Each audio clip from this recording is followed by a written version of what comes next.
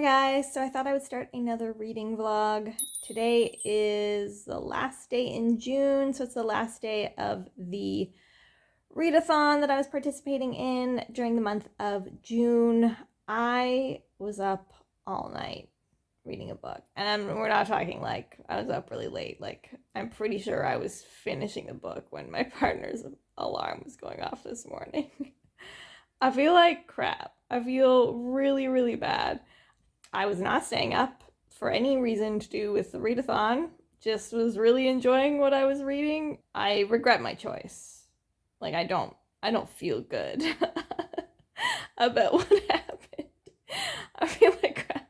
I feel really, really bad. Anyway, I was reading The Soulmate Equation by Christina Lauren. Finished up like a really hardcore adult fantasy yesterday, The Memory of Souls by Jen Leons, which is that series. It's entertaining, but it makes my brain hurt a little bit. I'm struggling to follow. No, I'm following. It's just like, it's wild, all of the connections between all the people. So I finished like that like hardcore fantasy, and I was just like, I need something just like light and palatable. And it was available on, like, I had already checked it out. I know in my mid-year freakout tag, I said that Gus from Beach Read was my new book crush. No, it's River. It's River from Soulmate Equation. They get matched up in this, like, genetics-based matchmaking site that he owns, and so there's an element of fake dating to it as well. If you like the fake dating thing. The issues with the timing, though, it wasn't about like how their relationship progressed. It was more like, I guess you would say, the pacing, like that it felt like a significant amount of page time was her deciding whether or not to get into this situation with him pre good vibes chemistry. But the steam was great. The chemistry was fabulous. The relationship was really grown up and thoughtful. I think I said too recently in a video where the fake dating had to have miscommunication or like had to have that misunderstanding because they both think that the other one's, and I think this one actually did a really good job of that because they actually felt like they were being very honest and upfront about how they were feeling as things progressed, and they had good communication about that. It was more that there was still like that inkling in your head. You're like, this can't be because of this thing that's the setup. But I've discovered a new kink in books for me, and it is really cute parenting and interactions with kids. Yeah, like I knew that the fact that she was a single mom was going to be a really, really big component, and it actually didn't pan out the way that I thought it was going to, but I think that that's just because of like time, that it has to go in with time in this book. But it was so adorable. So again, like, it's not the perfect book, not the perfect romance. Some pacing issues for me, but I actually thought the communication was really good between the characters. I thought the steam was really good. I thought the relationship felt very grown up, like it felt like people of that age having good, healthy communication for the most part. And damn, like if you are really into like hot dads, if that's your kink, you should check this book out. I think that's probably going to be it for the readathon, though. I don't think that I have it in me to pick up something else short today. It's already 3 o'clock. I feel horrible, and I don't feel like horrible like I want to lie in bed and read. I feel like my eyes and my head and my brain need a break. I think that's it. I'm just going to focus on finishing up my reviews for the readathon to get those extra points and like registering all of my points before the day is done. What I'm planning to read next, not sure. I have a couple things checked out from the library that I haven't started yet. The Shadow of the Gods by John Gwynne. And I have The Wolf by Leo Carew checked out, which is the Shelf Space Discord like book club book for the month of July. That's it. I will update you when I am hopefully better rested and I've started a new book.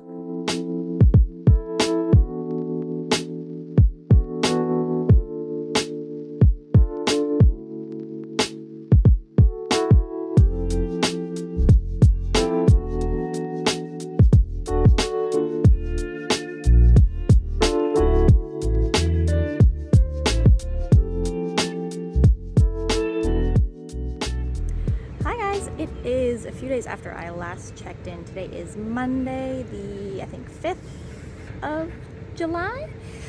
I haven't really been in the mood for reading, but I got two notifications actually from my physical library that the physical copies for The Hero of Ages and Percy Jackson and the Lightning Bearer, I think is what it's called, were available. So I just biked down here to the library. It's actually kind of a nice day. It just poured, so I'm like fully geared up for the rain, but it has turned into a nice day. So I'm actually gonna set up over by the library, maybe do a little bit of reading and enjoy my croissant and my latte. Okay, it started to rain, so I had to come inside, and of course it's stopped raining again, but that's just Denmark. Since I last checked in, so I actually did end up picking up another book on the 30th of June on the last day of the readathon, but I was so wiped from having stayed up all night the night before that I didn't end up reading it. I passed out super early and didn't finish. And that was another a historical romance, actually called Her Wicked Marquess, I don't know how you say that word. I heard about that book from Amanda on the channel, The Naughty Librarian, and it was so good. Like, honestly, I think the best historical romance book that I've read. It's from the Scandalous Wallflower series or something like that. Her parents are trying to arrange a marriage with a much older man who she is not interested in any way. He's kind of horrible, of course.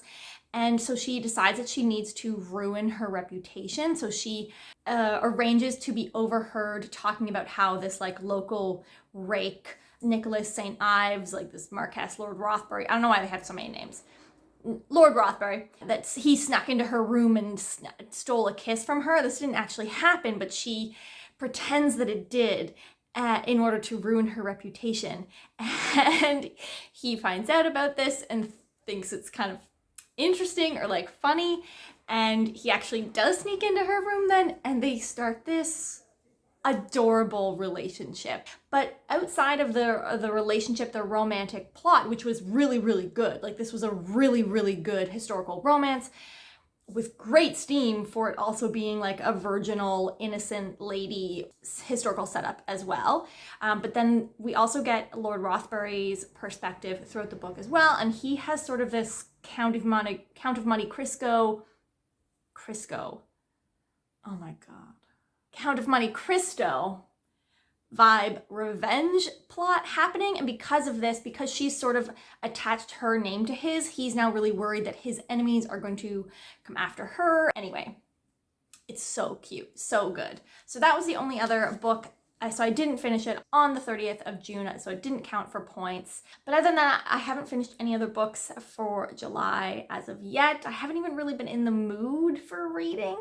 I think I just read too much, if that makes sense, in June. I do have a couple things that have come up at the library, so I think I'm going to focus on these books. So Shadow of the Gods, Percy Jackson and the Lightning Thief, and finishing the last 60% of The Hero of Ages. That's sort of what I've got going on right at the moment. And that's it. Hi guys, just thought I would touch base again, catch you up on my reading. I know you can see the camera in my glasses. I don't care. I hope that the wind isn't too bad, so I mean, I'll watch this back obviously if it's not usable. You won't be seeing it. So it's actually been a pretty slow, I also apologize for the seagulls. This is like, I live in a coastal city. Seagulls are so loud. Anyway, I have been in a pretty slow reading mood. I have not really been reading all that much actually, and that's why today is Sunday. It's been a while since I checked in with you. But I read Percy Jackson and the Lightning Thief, first book in the Percy Jackson series. It'll probably be the only Percy Jackson book that I read, but we'll see how it goes. So I originally picked up this book to read with my nephew who is 10 and really into fantasy books. So it's been something that I'm like trying to connect with him a lot more about. Like I gave him my old copies of the, what was it called? The Inheritance Cycle? No.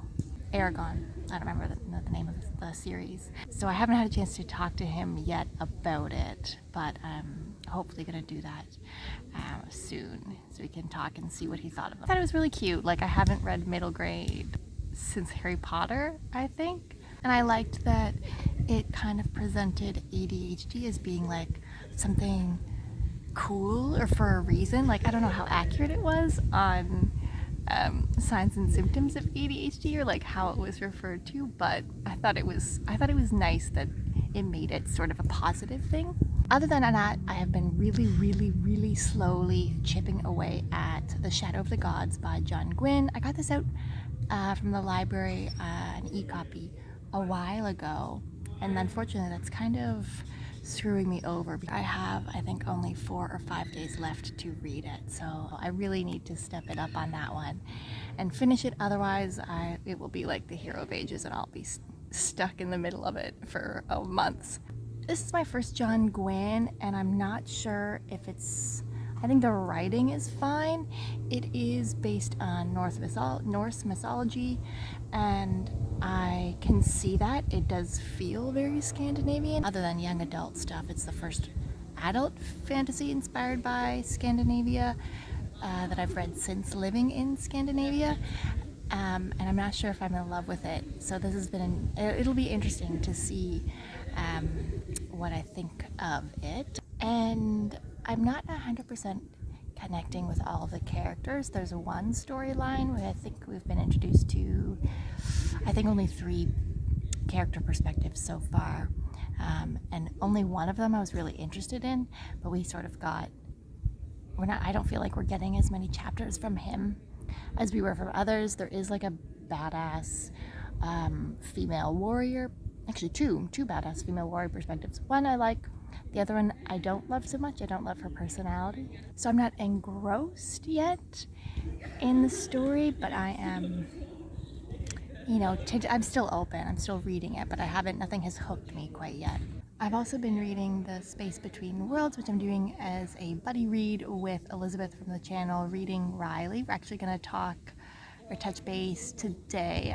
We just finished the first part of the book, and it's really different. I don't really read a lot of sci-fi, but so far I'm actually kind of intrigued. I also don't really read thrillers, and I don't know that this is like the most thrilling yet, but I can see that we're setting up to something thrilling, and I am interested in some of the world dynamics that are happening. There was already been sort of 2 shocking moments. One was like a reveal maybe in the 2nd chapter that I was like really surprised by, even like that quickly, and I wasn't expecting that little twist.